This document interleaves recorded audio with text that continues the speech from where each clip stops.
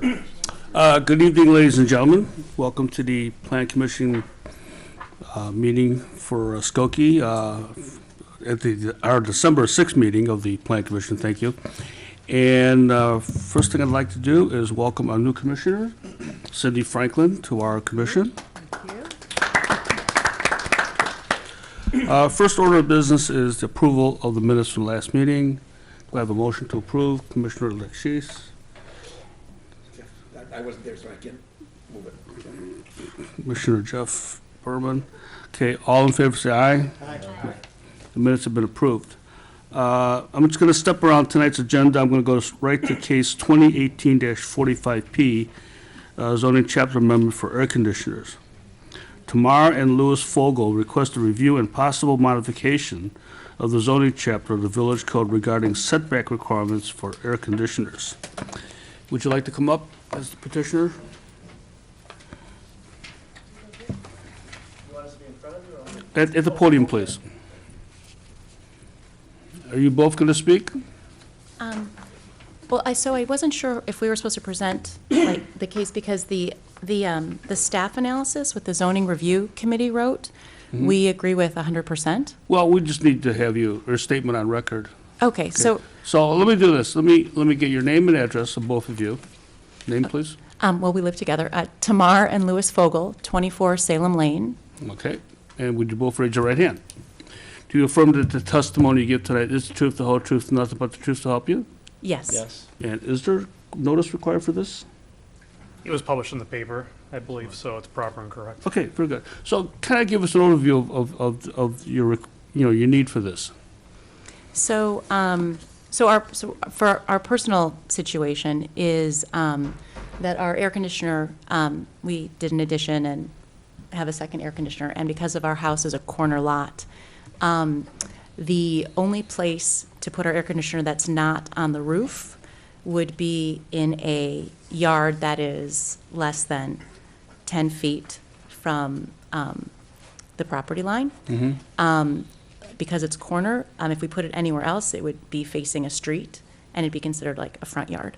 So we're in a bit of a bind right now. We have our air conditioner on the roof, and no one wants to service it. So we would like to put it somewhere where it is more secure and safe and easy and more able to be serviced.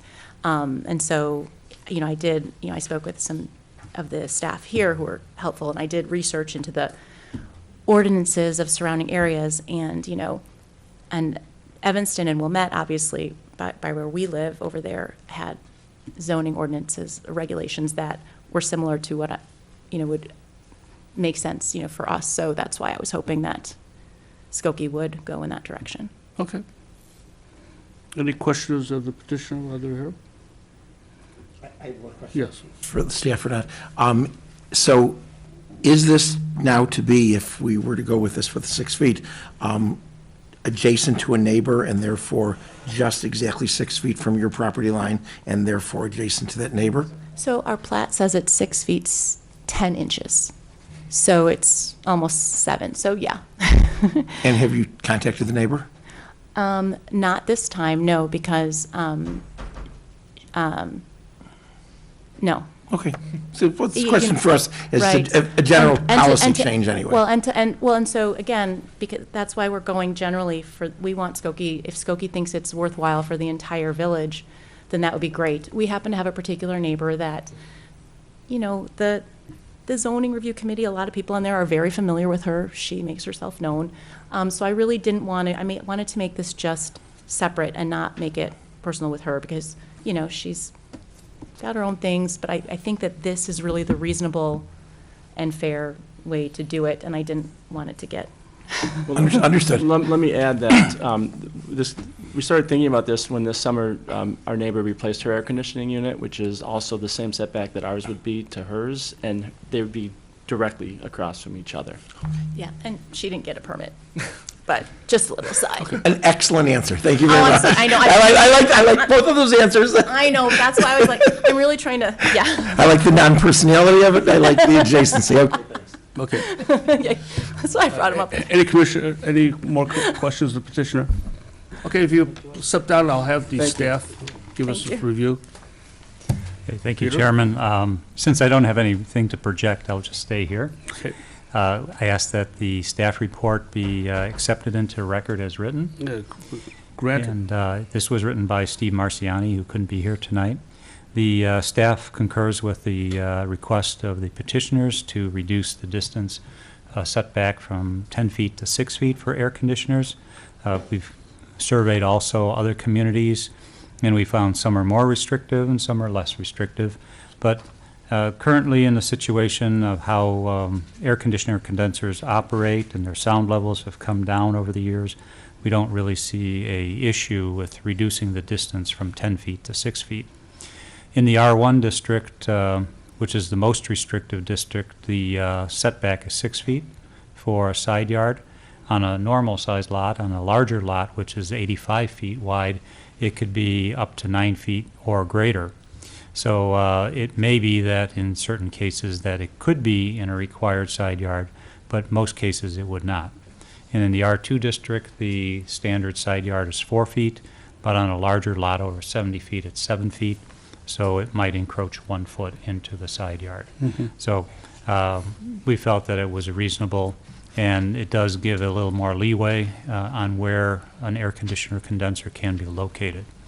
In addition to the change, Steve, as usual, corrected some of the things in the zoning code that needed to be changed around and improved the general section on air conditioner condenser regulations. And so we're recommending approval. So this modification will be the new standard throughout the village? Yes, for single-family homes and duplexes, basically. And if the zoning chapter amendment gets approved tonight, anyone wishing to put the air conditioner in would still need a permit? They would need a permit, but it would be by right as long as they're By 6 right, feet back. okay. Okay, very good. Any questions of staff? Okay, is there anyone in the audience who has a question or comment on this case tonight? Not seeing any. I am ready for a motion on case 2018-45P, zoning chapter amendment for air conditioners, I move approval as presented. as presented. Okay, do I have a second? Thank you.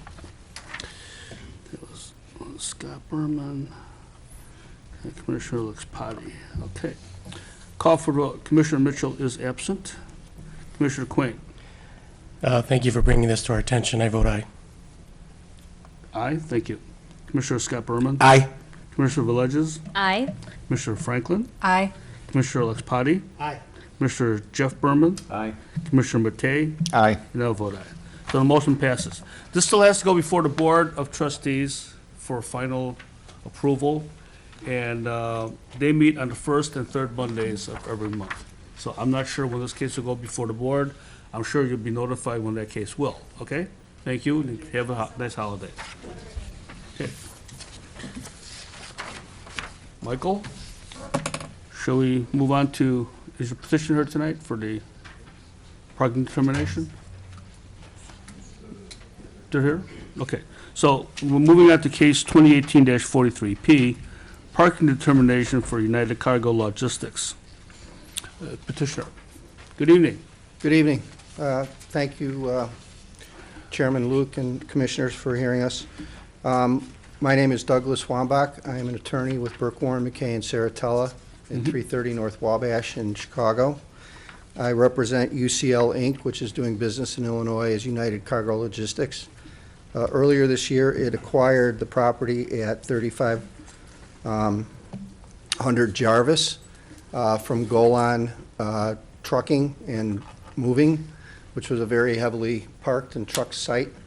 UCL currently operates a logistics center there. It has, basically, they have trucks that come in, deliver packages, smaller trucks that come, pick up those packages and deliver them away from the site. They have 10 employees at the site, 3 drivers, 4 driver assistants, and 3 office employees. I have Ms. Grace Yoon, who is one of the employees here, who's here to answer any questions that you may have about the operations of UCL's facility at this location. Counselor, at this time, let me forget, is there notice and order? No, this is proper. Okay. Also at this time, Counselor, could you have your clients stand up and I'll swear them in in case they come up and give testimony? Grace, if you'll stand up, please. Would you raise your right hand, please? Do you affirm that the testimony you give tonight is the truth, the whole truth, and nothing but the truth to help you? Yes? Yes, thank you. Okay. Did you wish her to come up, or do you need her to come up? She's only here to answer questions that the commissioner Well, maybe may have her come up, just in case we do have a question.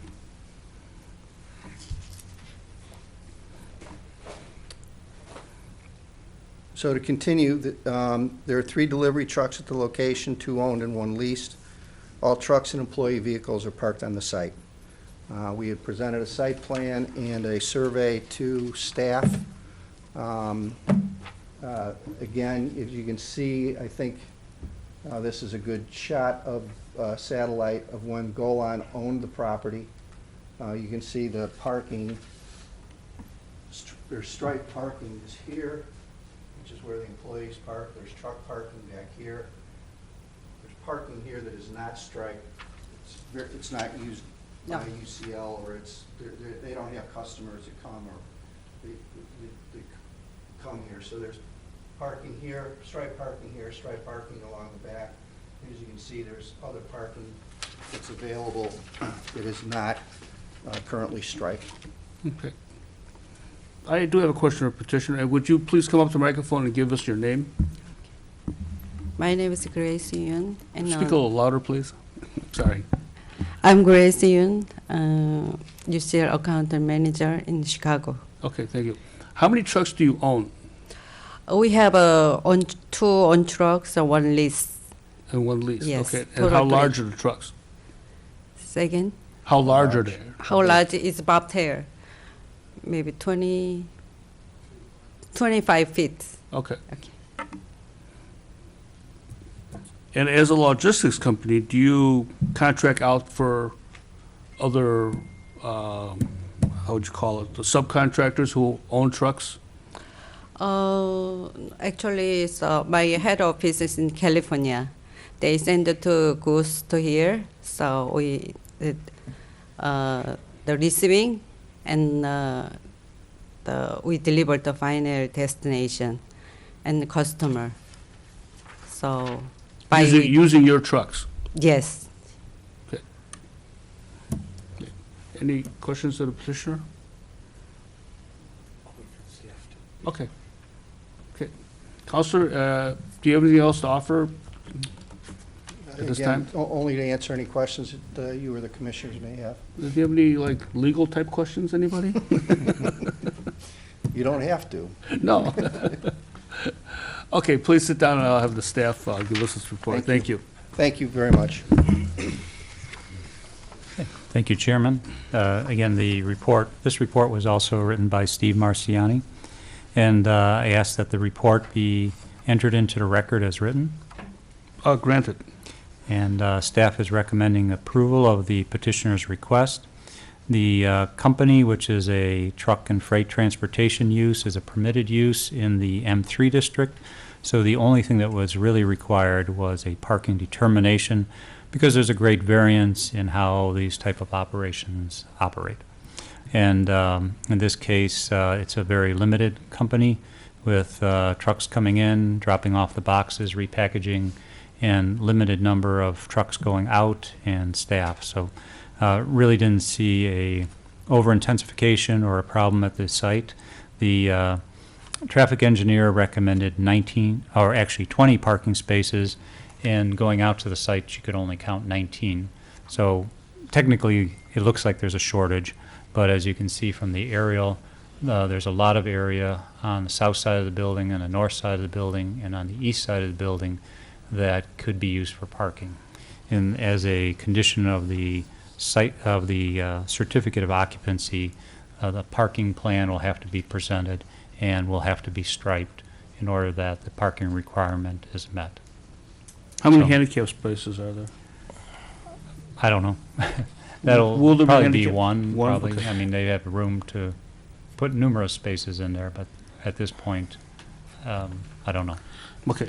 But that would be taken care of during the certificate of occupancy. I see. Paul, I'm not opposed, or Peter, I'm not opposed to this, but at all. But I think it's unusual to bring us a sort of half-formed plan, and we should have gotten then a parking plan so we could better understand, not just say there's a lot of land around it, because the north area is clearly going to be for trucks, some of them large, so that's going to take up the entire north area with truck movement and truck parking and truck docking. So we do have land to the east and to the south, unstriped and unplanned. So you're asking us to make a determination of an unformed site. Okay. Oh, you have something? I will show you a plan. Oh, there, oh. We have a plan. I- I did not want to show this because it is not correct. But if you wanted to have a plan. Are we I mean, oriented north-south, same way as the other one? Let's see. No, flip it. Okay, good. I thought we were south. Okay. Okay. So these spaces in the front, again, are not shown correctly because of the way the drives are set up. You can see the drives, they would park east-west instead of north-south. Here, they're parking all over. And here's some other spaces. There's parking spaces along here, which you see striped in this area. They will not need all these truck parking spaces, so they could be used for vehicle parking. And there is adequate space along the north side of the site to park also. For both parking of cars and also truck movements in and out of the docking area? Yes, there would be. So I could have shown it to you, but it's going to change. And we just know that it'll meet the requirement. Okay, thank you, Peter. Peter, does that conclude your report? We recommend it. Okay. Is there anyone in the audience who has a comment or a question on this case? None? Counselor, do you have anything else to add? Thank you. I'm ready. By the way, the parking determination, the vote tonight will be the final vote. We will make the final determination as to the parking. It does not go before the Board of Trustees. Okay, so I will need a motion for parking determination case 2018-43P. Do I have a motion to approve? Commissioners Jeff Berman. Motion to approve the staff report as presented. Yes, presented. Do I have a second? Commissioner Matei, thank you. I'll call for the vote. Commissioner Quain? Aye. Commissioner Scott Berman? Aye. Commissioner Villegas? Aye. Commissioner Franklin? Aye. Commissioner Lexpati? Aye. Commissioner Jeff Berman? Aye. Commissioner Matei? Aye. And I'll vote aye. So it has been determined that there is no parking, and this is this will be the final hearing for this case. Okay, thank you. Yes. Can I suggest that we correct one thing, and that is on the staff report, it shows as 2017 43P. It does that, and it also shows for 44P. The case number is numbered incorrectly. Okay. It doesn't show that on the agenda, but it does show that on I'm the sure we'll staff straighten report. that out before it goes to the ordinance. So Okay, it's thank 2018 43P, correct? Yes. That's right. And as I said, Steve wrote it, not me. And he's not here tonight. Might as well get it right. Yeah, he's not here tonight. Okay. So thank you very much, and good luck to you. Next case is case 2018-44P, a special use permit at 7720 Austin Avenue. Daru Vindicon requests a special use permit for outdoor storage in conjunction with a heavy construction business at 7720 Austin Avenue, which is in an M3 industry zoning district. They want to plus relief to provide a 5-foot front yard setback rather than the required 25 minimum, and any additional relief that may be discovered during the review of this case. Is the petitioner here? Petitioner? Please come up. As the petitioner is coming up, can I ask that the staff report be corrected also on this one to reflect 2018 44P instead of 2017 44P? What are you reading? I have. It's below this, the heading. Right there. Oh, I see. 2017, there was that on the prior one. I guess It I is must on this have a one. corrected That's all copy right. here. So it should be 2018 44P. Okay, all righty. Thank you. Thank you. So corrected. I'm sorry, excuse me. Can we have your name, please, Doro Vidican, and your address? business address? Yes. 7720 Austin. Okay. Do you raise your hand? Do you affirm that testimony you give tonight is the truth, the whole truth, and nothing but the truth to help you? Yes, sir. Okay, and is there a request, notice in order? Let me just ask a couple of questions. Yes. Sir, did you issue notice in this case? Were you the one responsible for sending out the letters? Yes, This affidavit here, do you remember this? I would say so. There's a couple of addresses that don't have a mail date on there. 11/20/2018 for most of them, but there's a few of them that don't have any date as to when you mailed it. Did you mail everything on the 20th of November? This was way before, but I think we're good now. When you say that, what do you mean? ComEd in particular doesn't have a date. Do you know when you mailed notice of ComEd? Okay. Do you remember when you mailed to ComEd the notice of this hearing? This was probably about a month ago. Was it the same day as you mailed everything else out on the 20th of November? Probably, yeah. All right. You Then accept notice that, is proper. Counselor? Yeah, Okay, that's fine. thank you. Okay, sir, could you give us an overview of the request for a special use permit?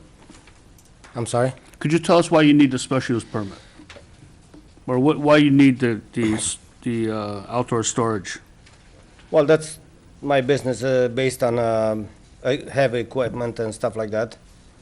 So Okay. that's what I need to park equipment on the Yeah. outside. What kind of storage. construction business are you in?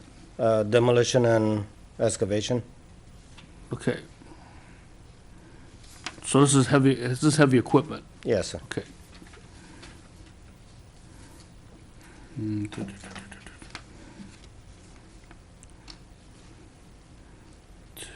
Currently, where are you parking this equipment now? At the site. At the site? Yes. Okay. And approximately how many pieces are there, or what's the area size? Could be, most of my equipment, it's out on job sites. Yeah, Just in, depends on a situation, we bring them back to the site.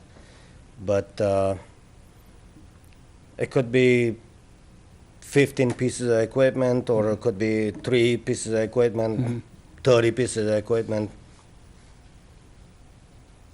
so you need this extra, you need less setback for extra space to put your equipment, is that what you need? Not exactly, but because of my neighbors, they have the same, that's why I'm asking for the part to be on a same distance with them and Okay. Very good. Okay. Question, how long have you owned this property? I think it's almost 2 years now. And as soon as you bought it 2 years ago, you began occupying it in the same way? You began parking your vehicles on site? Yes, sir. Okay. Okay, any other questions, petitioner? Okay, if you're finished with the presentation, we'll have you sit down and the staff give us a report, and we'll ask you to come up later, okay? No problem. Thank you. And Mike, I have one question as you approach, and that is this not the same property that we discussed a couple of years ago that sits in a no man's land of Skokie without plumbing and sewer and at the end of a gravel road? There's been multiple special use requests in this area. This site was up for public hearing. They were going to store school buses here. So you may recall that case. I think Kerry had that case, and that was back in, I think, 2015 or 2016. Those buses are elsewhere now, so the site was back up for sale, and the petitioner's acquired it. The reason I asked was, and then I'll let you go on, at that time, we discussed lots of discussion of both pavement and plumbing and sewer. Right. Was any of that installed? No, this area is as it was when the school bus company came in, as is when Heineck Construction came in for outdoor storage. Still connected to well system, still connected to septic system. So there are no improvements. There's no public infrastructure within this portion of Austin. Our lines stop at the south line of the ComEd property. So wherever the pavement ends, that's where that's as Are far there as we any go right future now. plans for improvement? Nothing immediate. Okay. Yeah. So this is an ongoing issue when properties in this area come up, is how do we handle it? So we've looked at it, and given the circumstances, it is what it is for now, yeah. All right, so why don't you go over the specifics of this report? Okay, so the plan that I've got up on the screen is the petitioner's submittal. And I'll go over it in a little more detail here. Do you want to read the report, or do you want to just have it put in? Well, yes, I'd like to request that the report be accepted Okay. as written. Granted. So petitioner submitted this drawing showing outline of a fence around this area. This is all just unpaved within the entire fenced area. Right now, it's surrounded by a temporary construction fence, which does not meet our code requirements. The petitioner has been here for, I think, nearly 2 years on the site. He has been cited for occupancy without a permit, occupancy without a special use permit. There was also work being done to the 2 buildings that are on the site, and those were also being done without a permit. So in order to get him through the process, one of these steps is to come for the special use permit for outdoor storage to legalize the business. And he's also working toward legalizing the improvements on the site as well. So he's proposing, in his petition, he's proposing a 6-foot tall fence surrounding the property. We've got paved parking spaces along the south side of the building, a handicap space to the east of the eastern building, and then a swinging gate on the east side of the property, set back at 5 feet from the existing property line, and then a sliding gate on the south side of the property abutting the ComEd facility, so that vehicles could exit, go across the ComEd property, get over to Austin Avenue. You may notice on this drawing, the north 30 feet of this property is an easement. This easement is for ingress and egress to the properties to the north. So Hynex property is over here. We have Lindy snow plowing over here, which also came for a special use permit about a year or so ago for outdoor storage. We have a satellite antenna installation company over here, and we have a storage facility for some musical band on the end. So in order for them to get to their properties, they have to go across the northern 30 feet of this site. The petitioner was proposing to construct a fence within a portion of that 30-foot easement due to issues with, and you may see them, I don't know if it's visible here. You can see a lot of cars. This is back when it was a junkyard and it was a much worse situation. Cars were parked within this area. It's a similar situation now in that all these companies to the north are also parking their vehicles within this easement, as well as storing materials within this easement. However, an easement for ingress and egress does not allow the obstruction of that. So the property owner may own that land, but he cannot restrict access across an easement for ingress and egress. So the fence could not legally be installed within that 30-foot zone.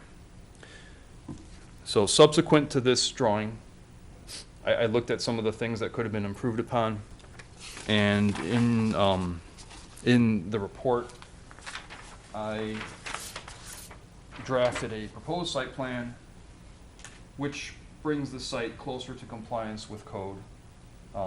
We do require fully paved driveways adjacent to all the parking spaces, and a total of 13 spaces are required on the site, rather than the 9 that they originally showed. And I also moved the fence back to the easement line to respect the ingress and egress to the properties to the north.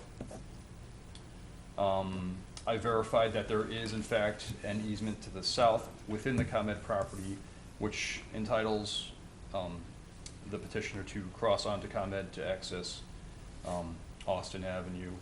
Austin Avenue to the south is actually a relatively newer street. It was constructed in the 1960s in its current location. Prior to that, there was an easement that ran through and parallel with the train tracks, came up off of Howard, and then came around and then connected and went around this property to serve these properties. So there is a legal right for them to cross to get over to Austin Avenue from the south. I also moved the fence out in this corner to the 0 lot line in order to maximize the amount of area that they can use for storage. I pulled the gate inward to the west to allow for a sight distance triangle, so when vehicles are exiting the site, they can see cars that may be coming north or south along Austin. And then also, the height of the fence was increased from 6 feet to 8 feet to meet code for outdoor storage. They'll also have to put slats within that fence to provide screening. In drafting this, I know there's one item of relief that they requested for a 5-foot setback. We took an example of what Hynek had to the north when that case came through.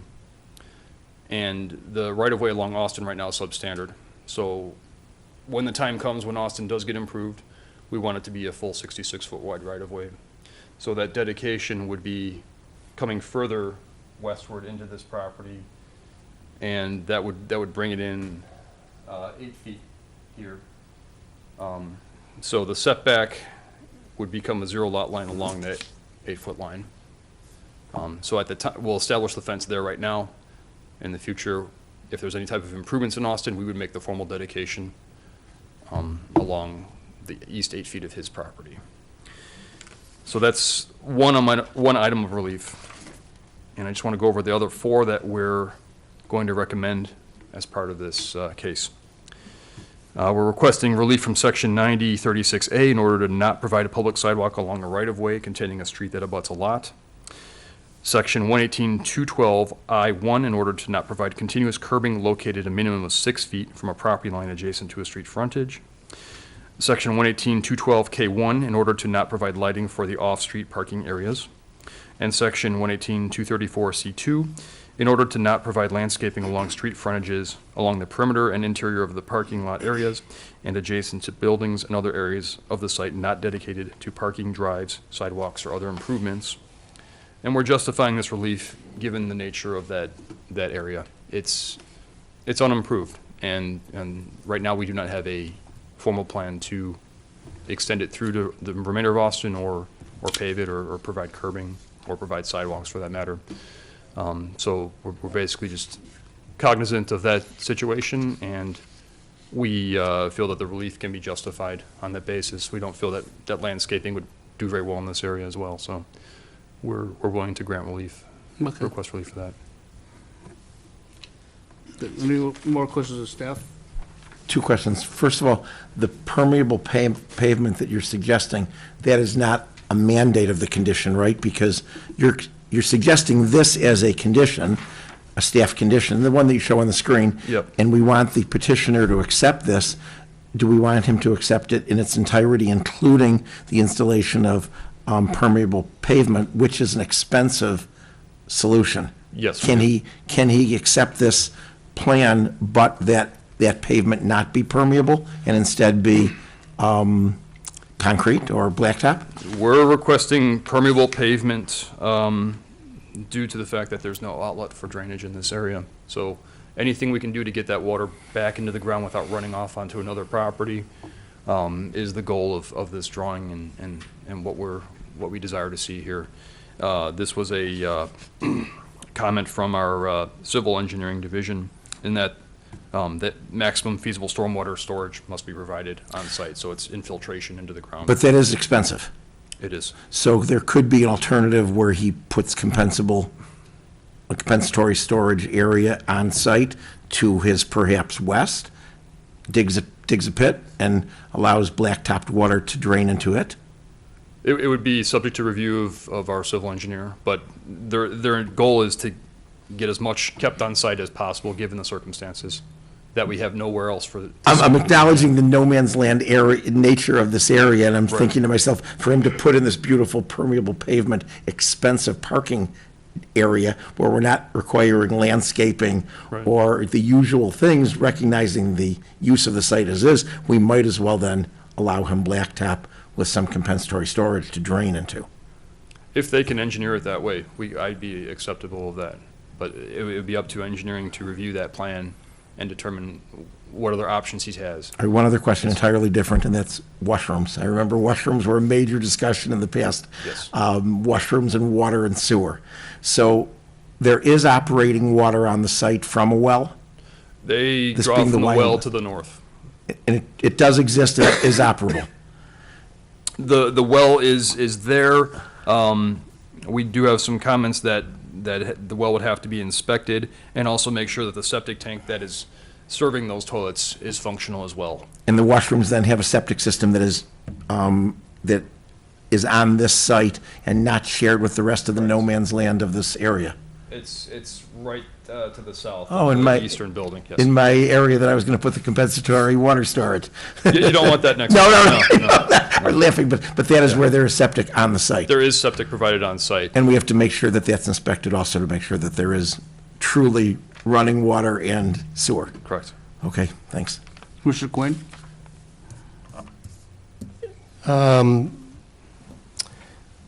What was I going to say? Didn't we have some other special use instances for this area?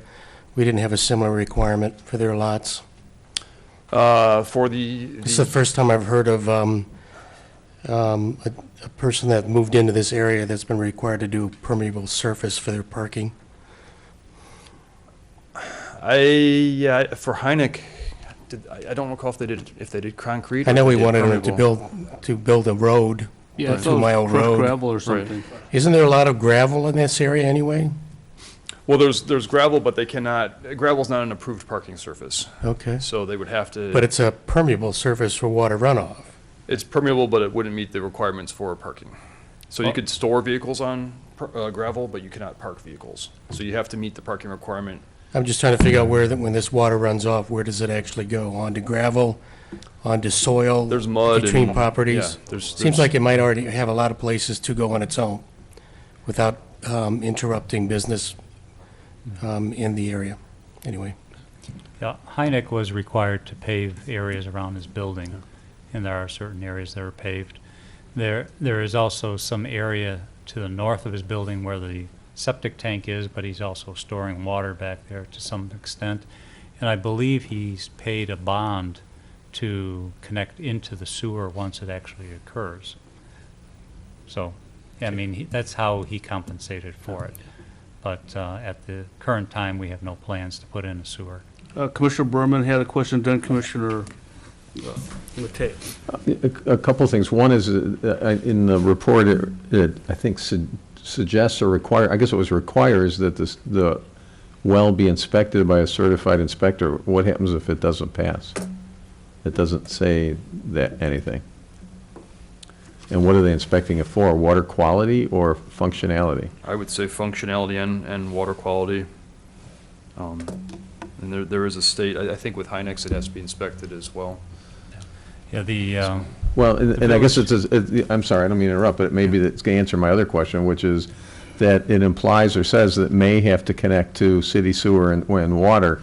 So would that mean that, that if the well doesn't pass inspection, then the requirement would be that they connect at that point to city water? I believe so. yes. Yeah, the village has a ordinance stating that all buildings must connect to the village water supply and to the sewer system. In this case, there is no water or sewer to connect to. And so they had to get a special exemption, basically, to do that. And IEPA said it would be okay. I mean, IEPA requested the ordinance and requires it because the property to the north, Caswell, had pollution issues, which then required the ordinance to be passed. But, so we've had the requirement is that they can continue to use that well. It's the remaining well in the village. And there's only one other site besides this. I think it's Memorial Park that's not connected totally to a sewer system. And so those can continue as long as they don't intensify the use and that the water is tested and the sanitary is tested to make sure that they still operate. I think for some of the newer members to the commission, we had a case a few years ago, and what happened was this large piece of property was family owned for decades. then once it was sold, all the grandfathering died. You know, it was all grandfathered in. Am I correct? Yes. So once the property was sold, you know, they had to connect, but because of the cost and where it's at, it just wasn't feasible. So Well, I guess we've been allowing them to exist with the well and with the sewer system the way it is. And maybe it's just my reading of it, it seems vague, it should seem like it should be clear that if in fact the well doesn't pass inspection, the only option is then he has to incur the cost, the petitioner has to incur the cost to connect to city water. And if at any time the septic system fails, I don't know what that would mean, but that, at that time, he's got to incur the cost to connect to Well, for village decades, sewer. there's always been a well there. See, and But I'm gonna imagine that somehow, some of it has passed some inspection. Well, we have a requirement, and we've seen the inspection reports. It has to meet certain requirements. The health department reviews those reports, and that is to use it for, hand washing. I guess it's potable water, as they call it, but it's not for drinking.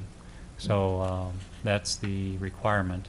If it does not work, then they do have to connect to the sewer and water on Austin Avenue, which is to the south. If you go north, for instance, where Caswell is, even though it's in Skokie, they're connected to the Morton Grove water system in sewer, and but the line that comes down to Caswell is a private water line, so they do not want anybody to hook up to their water line. So it has to go south. It would be south of the ComEd property. I don't know if Mike's map shows you how far south. There's industrial buildings that are further down. And Well, but Right. my only point is to be fair to the petitioner, because he's going to have to agree to the requirements, right? And it doesn't say in here anywhere, at least I'm not seeing it, that one of the special use conditions is if any one of those two events happens, that the well is deemed to be non-functional and/or the septic system is deemed to be non-functional, he will be required to incur the cost of connecting to the village functions. It should say that as a condition, I would think, so he can accept it or reject it. Condition number 5 satisfy that? Maybe. I said, maybe I missed it. Let's see.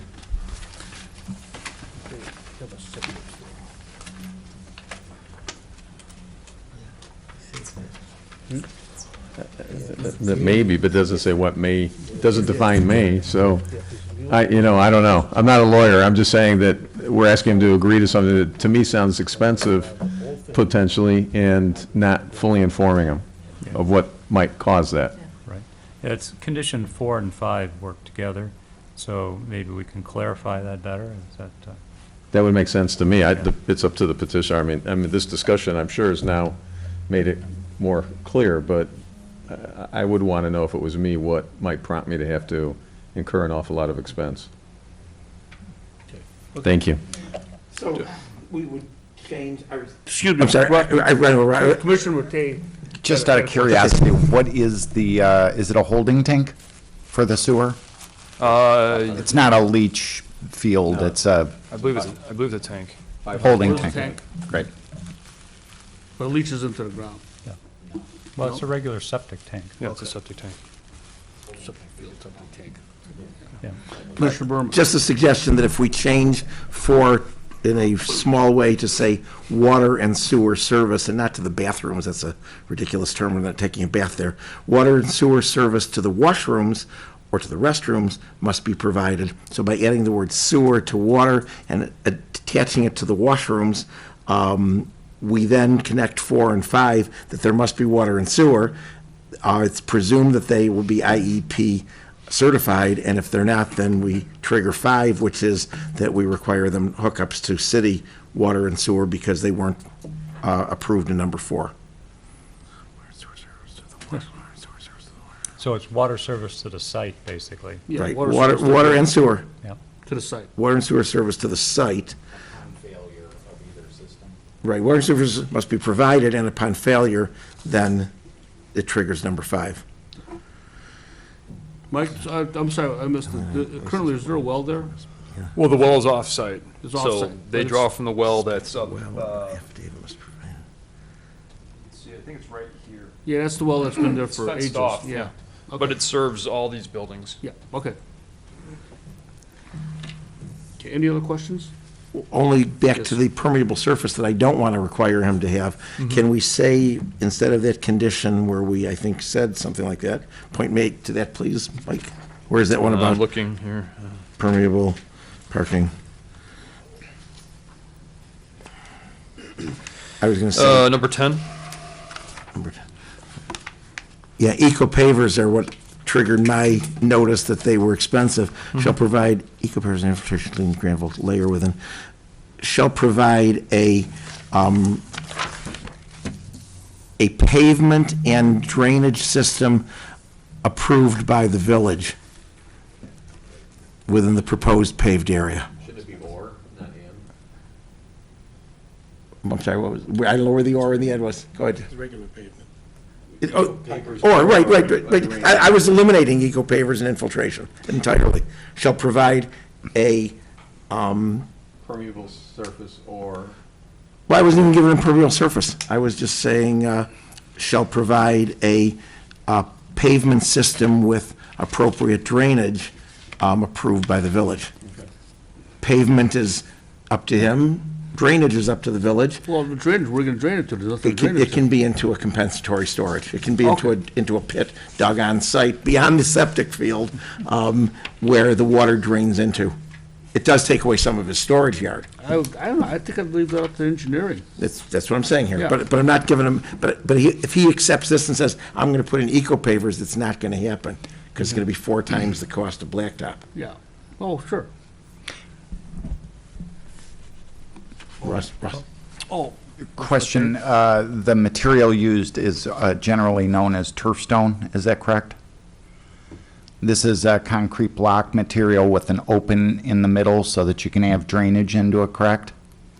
I would assume so. This is engineering's comment. I mean, Scott, going off of I what they have, believe yeah. that that would actually still be less expensive than pavement and a pit. That's what they did at Jack's Yeah. Corner. yeah. Maybe, I'll go with an or. maybe the option is just to state, in many cases it has been in the past, to state that maximum feasible water detention shall be provided. And that leaves a lot of options. Fine. Okay.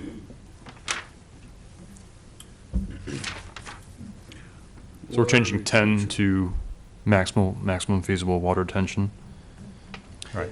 Whoever makes a motion should just make sure that the modifications are announced at the time of the motion. Yes. Yeah, I'm writing that down here. Okay. Okay. Mike, anything else you want to add to that?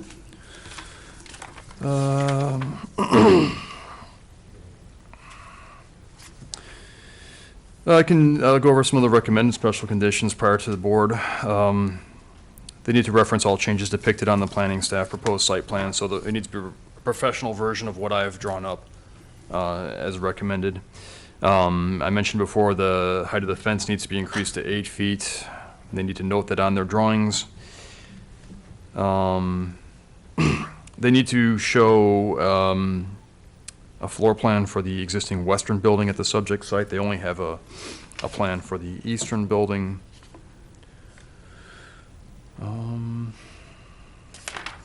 I think we've discussed everything else on here, especially with the drainage and sewer and water. So covered Okay. that. Yeah. Okay, any further questions or discussions? Okay. Thank you, Mike. Is there anyone in the audience who has a comment or a question on these cases? Okay. Mr. Vidicon, would you please come up?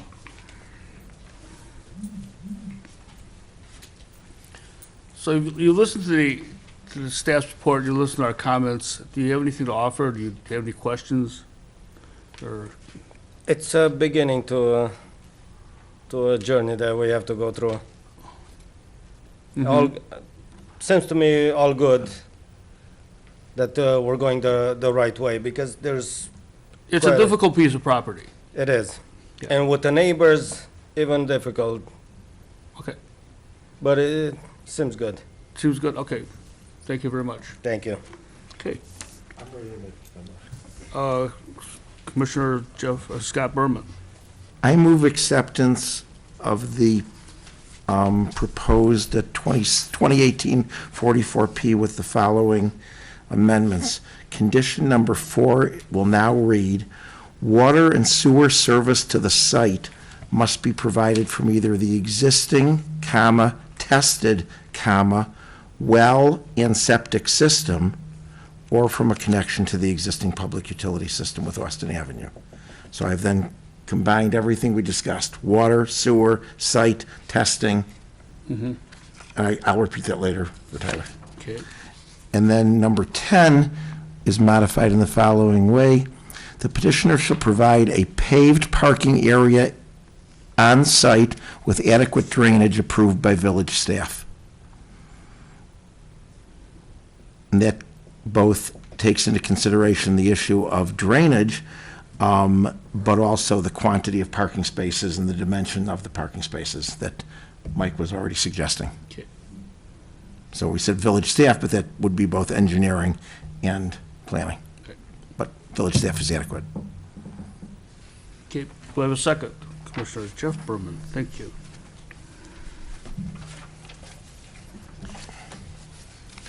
Okay, I'll call for a vote on the motion and amendments that were provided by Commissioner Scott Berman. Commissioner Quinn. Aye. Commissioner Scott Berman. Aye. Commissioner Villegas. Aye. Commissioner Franklin. Aye. Commissioner Lexpati. Aye. Commissioner Scott Berman. Jeff Berman. Aye. Commissioner Matei. Aye. And I'll vote aye.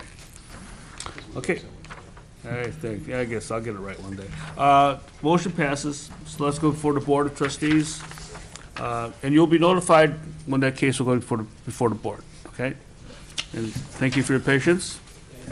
And is there anyone else? Okay, thank you. Our next case is case 2018-46P, zoning chapter amendment for religious assembly. The Skokie Village Manager requests review and possible modifications of the zoning chapter of the Village Code regarding religious assembly uses. Peter? Okay. Again, this report was written by Steve Marciani, and I would like to have it entered into the record as written. Entered, yes. Okay. Granted. Thank you. After the recent special use cases regarding the mosque, we realized that the parking requirement for religious uses needed to be examined again. But we wanted to take a broader look at it and look at all the requirements related to such assembly uses. And so the zoning review committee met and looked at different aspects of it. And certainly the off-street parking was the major issue, and finding that the current parking requirement of one space for each 4 seats or 80 lineal inches of seating space really didn't apply to all uses anymore. And we found that out in the past with Orthodox synagogues, but also with the numerous different types of religious institutions that are possibly going to be in Skokie and have been in Skokie because of our changing population and varied population, that we needed to look at it a little differently. And so we're recommending that it be examined on a case-by-case basis by the Planning Commission, and that a parking determination be made in each instance to be sure that the parking is adequate. And that would be based on a traffic analysis and review of other operations to make sure that they are actually operating the way they should. We also looked at how they are allowed in districts. In residential districts, they have to be on a site over 1 acre in size, and once they are over an acre in size, they become site plan approval. So basically, all new churches or religious uses would be by site plan approval through the Planning Commission and Village Board. In the commercial districts, it's by special use only, and there is no size restrictions on the uses. And so we often find that small congregations are looking for small sites that they can afford, and that's where problems often come in because there's not adequate parking. So we kind of looked at that, and the question was, well, should should they be the same requirements in a commercial district as in a residential, that they be 1 acre in size and, minimum size lots and things like that. And after reviewing it for a while, staff came to the conclusion that probably it's not the best thing to do to modify that, through the special use process it can be handled. But with the varied population that we have, there may be all types of religious uses that may want to locate in commercial districts, and that putting a 1 acre size limitation would unduly restrict that religious ability to establish a place of worship. And a lot of them just can't afford it. And so far, we haven't found prime sites being used by religious organizations for assembly. They're more of the secondary locations not on the major arterials or in the downtown area. So basically, staff in this case is asking that the churches or religious assembly be taken out of the assembly uses and made a separate category of religious assembly determined by the Plan Commission. Any questions? Commissioner Quinn? So the plan determines the parking issues when there's a petitioner in front of us wanting to start a place of worship in maybe a secondary commercial area. Yes. But there are no guidelines that are being provided, so it could be different almost every time. I mean, we have guidelines right now for parking formulas. That's right. Are you going to be tinkering with anything like that to give any kind of guidance to plan? No, really we won't. Unfortunately, when the Islamic group came in on Main Street, and it has not gone yet to the village board. It's coming up at the next board meeting. They went through preliminary plan review, and all we had to review it with from a staff standpoint was a parking requirement of 1 space per 4 seats. And they don't have seats, they have prayer mats. This is what I mean. So in that case, we required a parking analysis and a traffic analysis, and I think that's really the best way to go on religious uses, that in each case, as part of the preliminary plan review process, they would need to be analyzed and a determination made of how that specific religious group operates, what their parking requirement will be. Otherwise, I think we're going to have neighborhood problems and areas that have been demonstrated over the years. I see 3 problems with this, and therefore I am not prepared to vote tonight. And I'd like to refer this back to our Corporation Council. The first problem, I don't think in our enabling paragraphs we can discuss gymnasiums and lifetime. Let me ask you, are you asking that we? I am, but my reason for moving to table and to refer back to Corp Council. So number 1 reason is I don't think the enabling paragraph that discusses lifetime athletic and export fitness is appropriate when we're discussing religious assemblies. I realize it was distinguishing those things from religious assemblies, but you can't have in the same discussion, in the same ordinance, in a discussion of one type of use and then jump to a different. Well, let me explain it. The existing language is assembly uses, including religious assembly, auditoriums, gymnasiums. So that's the current requirement. And what we're just asking for is to remove religious assembly from the general assembly. Right, but I'm quite sure that the Corporation Council will remove the line that says lifetime athletic and export fitness operate very differently than Curves or Women's Workout World, because that discussion distinguishing 2 types of fitness centers is not appropriate in a discussion then of religious assembly uses. I understand what the staff is discussing here, but it's not appropriate as enabling legislation for this. That's number 1. Oh, I'm going to go to number 2 and 3. Just say that was used as an example. I know, but it's not appropriate in this discussion of religious assembly that we're asked to vote on tonight. We shouldn't be discussing fitness centers. Right. Number 2, we're going to get into lots of trouble and discussion, as we did recently when we had a religious school come to us and we discussed their assembly hall inside of the religious school, and that was the one on Peter, help me, Niles Center and Howard. Howard. Niles Center and Howard, which is a religious building in which there was assembly use and there was some parking discussion. So I think that is what would later be argued as arbitrary and capricious of us to talk about religious assembly, not distinguishing it from school religious assembly. That's number 2 opposition to this going forward tonight. And number 3 is the general idea, as Bob was saying, about the subjective nature of our decision-making later could easily be challenged as arbitrary, capricious, and discriminatory when we decide on one use having a parking determination of one type and another of a different type. And then they would say that we made that decision arbitrarily and capriciously. So I think when the Corporation Counsel's Office reviews all of this, after we table it tonight, they will either bring us back a better version of this that we will not then be subject to that arbitrary and capricious argument, or it will be dropped and we'll stay with what we have, and we'll have to argue it out each time, as we did with the Well, Commissioner, you would have to make a motion to table it. I move to table for those reasons. Okay. Could I Okay, explain just- something before we? Yeah. I mean, you But can wait, Paul definitely. wanted me to say it, so I said it. No, Go ahead, Peter. No, go ahead, Peter. Well, when we were reviewing the mosque request, staff had the same concerns.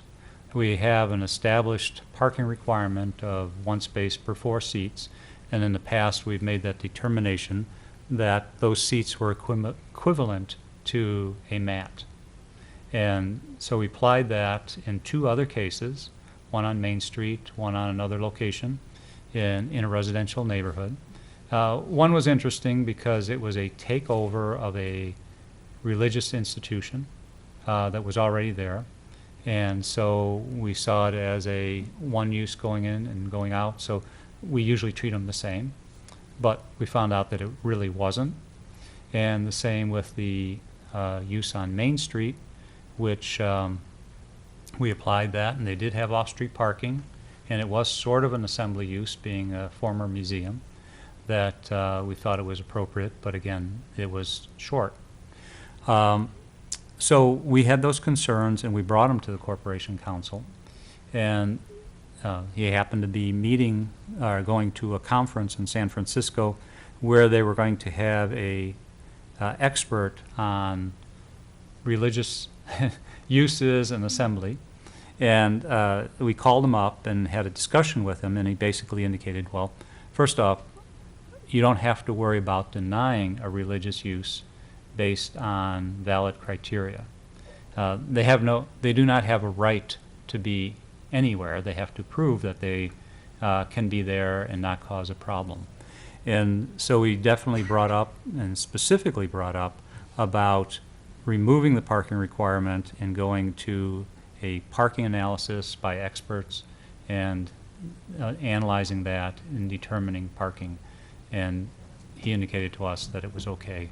And that's when the previous case, we postponed it twice, not only because of the concern with that parking, but then also a concern with the traffic analysis and parking analysis that we felt was inadequate. And so based on a review of that and further discussion, we used that to make the determination that for the mosque itself, the parking requirement wasn't 1 space per 4 mats, but actually 1 space per 2 mats. And I think you really need to look at them, and, fairly, let them make their case, but I don't think that one standard fits everything. And unfortunately, the example that we used in the report of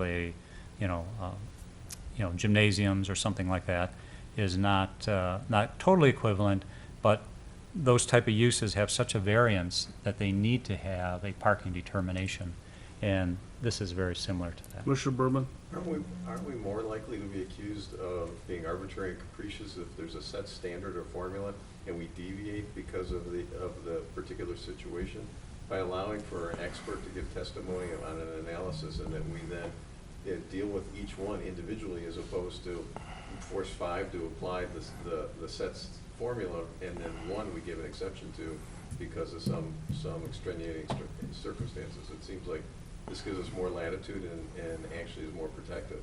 rational basis is the opposite of arbitrary and capricious. So if we make our decision based on a rational basis to combat the arbitrary and capriciousness of the ordinance, then it's okay. But I, in this case, think that we will be challenged each and every time, saying that because we had no standards, we were making our decisions based on religious preference, prejudice, animosity. I don't like it. You require an expert, Parking expert's testimony or analysis. Wouldn't then that give us the protection that we need, that we're going with an expert recommendation? It doesn't say that, yeah. Yeah, that was interesting. That was an interesting possibility, but it doesn't say that. That's what the Corporation Council could come back with and say, that's what we require. I see where you're coming from, Jeff, because we in fact did deviate from a previous standard on our last case. Right. And it was noted, and that may come back to haunt us. Right. Continue to move to table for more review by the Corp Council, but you guys can. That's your motion. Yes, it is. Motion to table. Do I have a second? Commissioner Matei will second the motion to table. Okay. Table and refer to the Corp Council. Right, Russ? You're seconding that. Okay. Okay, so this motion is to table and to refer to Corporation Council. Commissioner Quain, No? Commissioner Scott Berman, Aye. Commissioner Villegas, Aye. Commissioner Franklin, No. Commissioner Lex Potty, No. Commissioner Jeff Berman, Aye. Commissioner Scott Matei, Aye. and I'll vote no. So we have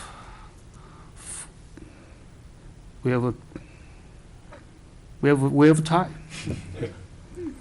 Because Commissioner Mitchell's not here. I believe it's tabled then, but I think that's right. I think Robert's rule says that it is tabled, but we'll look to the Corp Council. I'm not sure. Counselor? You're not sure? I don't think it's tabled. You don't think so? You don't think it's Tie. tabled? The motion didn't prevail, Quick Google. so we're still here. Okay, we're still here.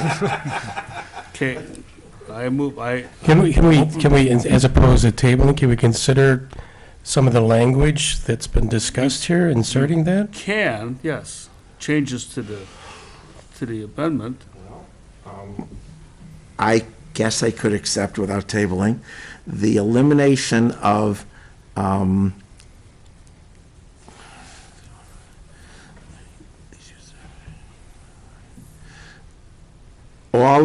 in paragraph 2, eliminating all of the language after the word "for example." We shouldn't have anything about health and fitness centers. We shouldn't have anything about gymnasiums or fitness centers or Lifetime. So from the word "for example" to the end of that Strike. paragraph, strike, for example, health and fitness, all the way through the end of the sentence, women's workout world, period. You see that, Peter? So No, I that don't. then is gone, and then I it don't. clears up one of my concerns, which eliminates all the bad examples of health and fitness. Are you on page 2 of? I'm on page 1. Oh, no, those are just discussion. It's enabling legislation. It all goes to the, it goes, it's a flaw. It's a flaw. You can't write legislation such that when you ordain it, when you set it out, you give examples that are not relevant or that are in fact incorrect. In this case, they're not relevant. So to give examples of fitness centers and then to jump to a religious Well, assembly. That's the staff analysis, not the actual ordinance. That's not the actual ordinance. It's what is discussed in legislative writing every day, and is what is argued about in court every day. When the lawsuits hit, they are hitting about what was discussed at the, what was discussed in the enabling legislation. There is nothing there's nothing helpful in that language, and in fact, it will hurt us. Well, since it's only discussion of staff report, to move this along tonight, can't we just line those out? Yes, that's what I was suggesting. And just line them out rather than trying to defend the fact. Just that they're eliminate there. the discussion. Eliminate the for example, to women's workout world. That's number one, and that removes one of my 3 concerns. But you're fine with the actual ordinance? No, that was, I said I had 3 different problems. One of them was the enabling legislation, which used these examples. Number 2, Yeah, I guess, I'm just double checking to make sure everything else has to do with religious.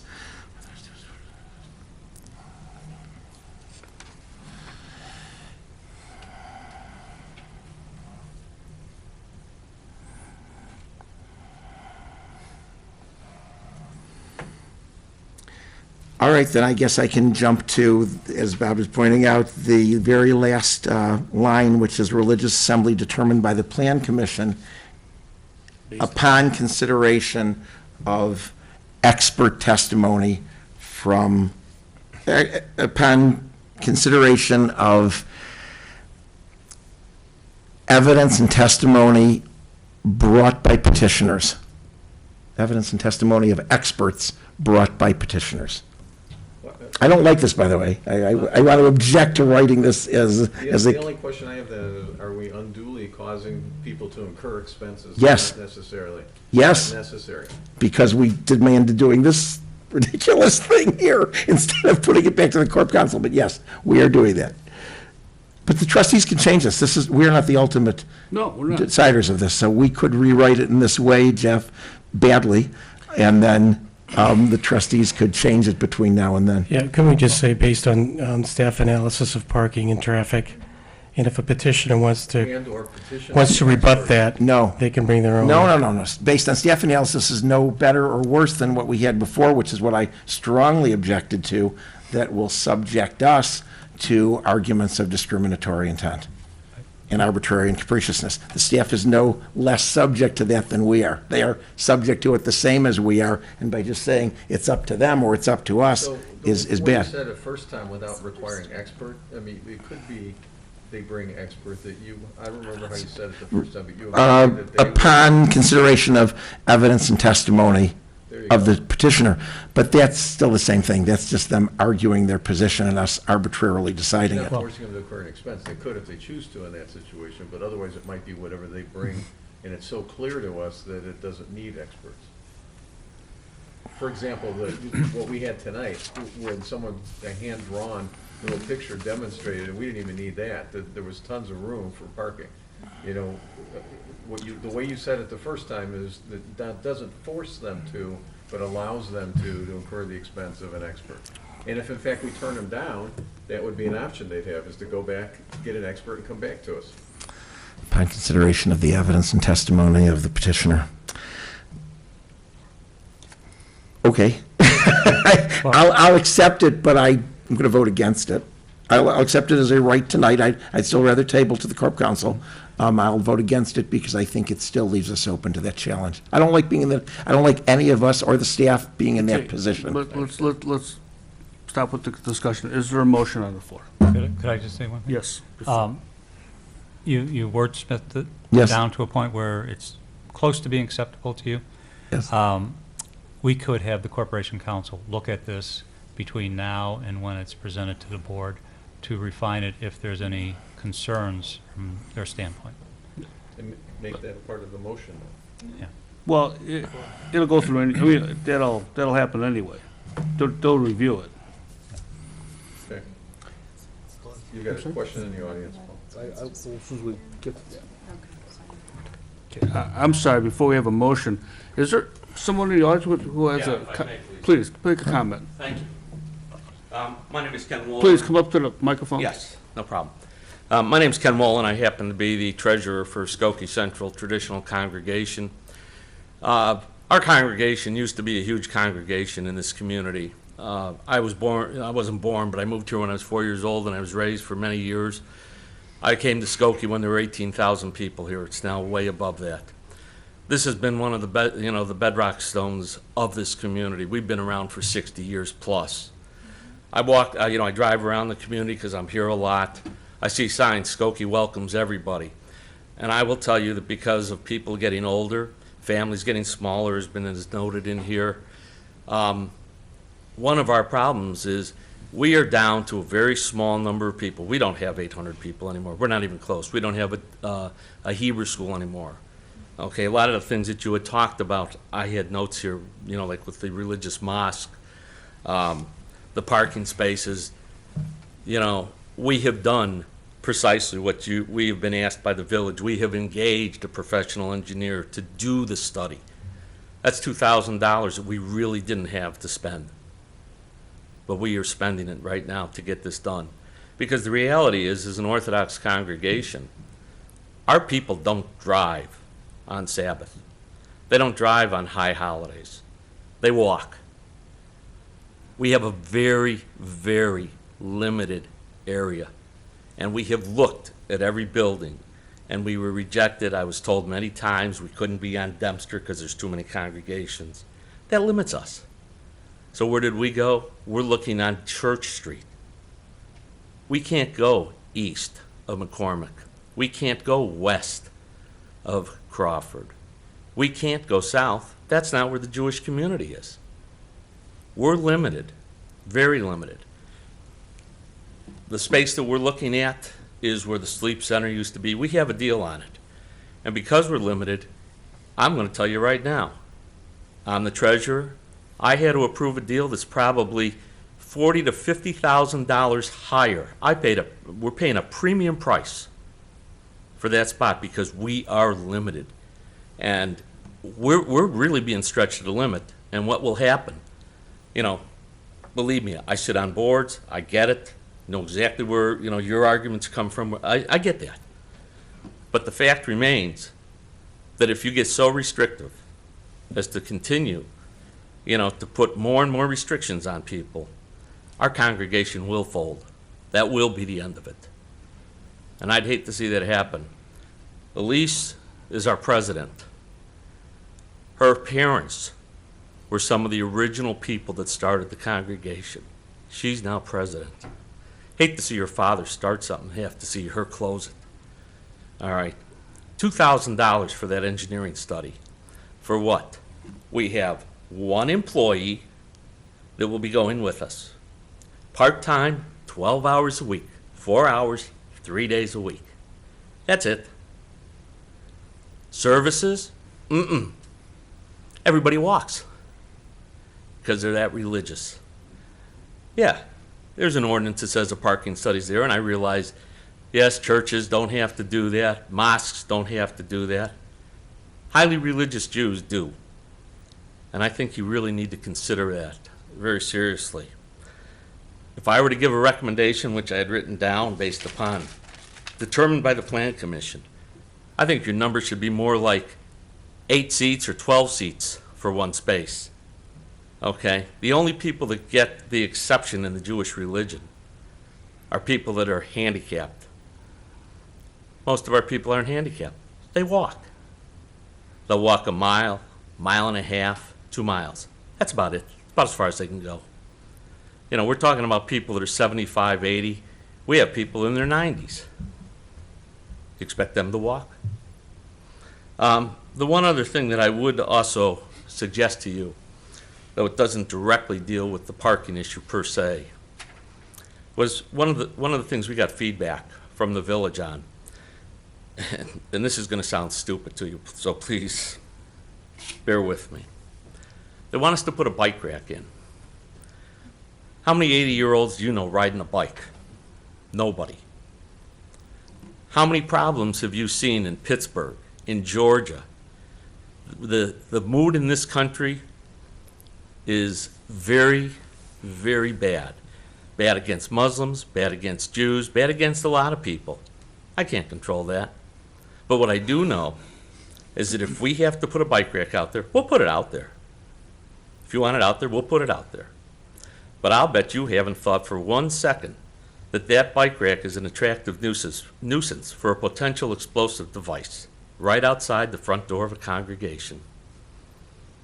So if you want a Pittsburgh happening, all they got to do is chain a bike up there, put an explosive device on, walk away, and blow the building up.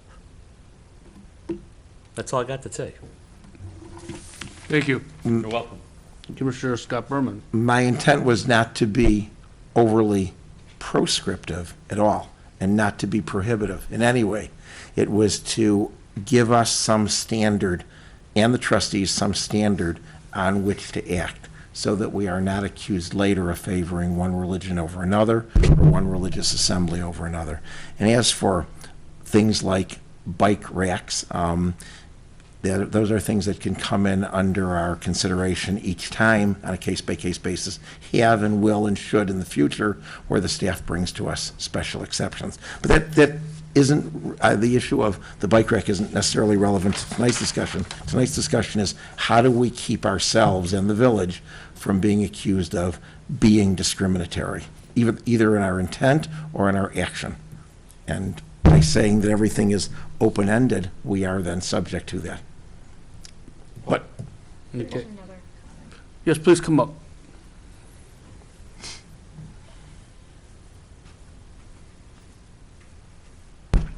Good evening. I'm Elise Gould. Can you give your name, please? I just said my name, sorry. sorry. I'm Elise Gould, and I have been a resident of Skokie for over 60 years. Although you may not think about that, think so.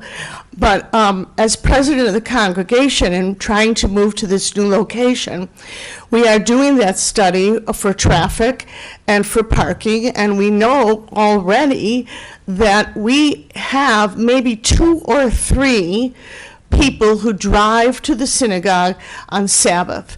On Sunday, most of them, because they are in the neighborhood but can drive, don't drive. So I think what you need to do is look at each case separately. You cannot set a certain limit to apply to everyone. It's like teaching school. And after 45 years of that, I think I know something about it. You cannot direct one way of teaching to all the children. You have to differentiate. And you're putting future congregations or other businesses in a position that you're going to restrict it to what you've done without any accommodations to what really is. And I really think you need to rethink all this. Thank you. Thank you. Okay, further discussion, Commissioner Berman? I think that Scott's expressed his concerns and came up with some reasonable starting point of alternative language to allow it to be more open and at the same time have some criteria based for those decisions to fall back on. And with Peter's caveat that it will be reviewed and wordsmithed before it goes to the board, that we kind of have a reasonable compromise. Okay, so therefore, a motion is still on the floor. Take that comment as a motion. I mean, if I could turn it, that we accept Scott's language as an interim step, and that as a part of the requirement that it'll go to Corporation Council before it goes to the board to be wordsmithed and cleaned up. Okay. Do I have a second to that? Unanimously, I'll second it, and I'll vote for it. Okay. Call for the vote. Commissioner Quain. Aye. Commissioner Scott Berman. Aye. Commissioner Villegas. Aye. Commissioner Franklin. Aye. Commissioner Lexpati. Aye. Commissioner Jeff Berman. Aye. Commissioner Matei. Aye. And I will vote aye. So the amendment, the chapter amendment moves forward with specific language to review and to modify, correct? Yes. Okay, thank you. Is there any other business before the board? None? I wish everybody a happy holiday and a happy new year. And we'll see you all next year. Thank you. Good night.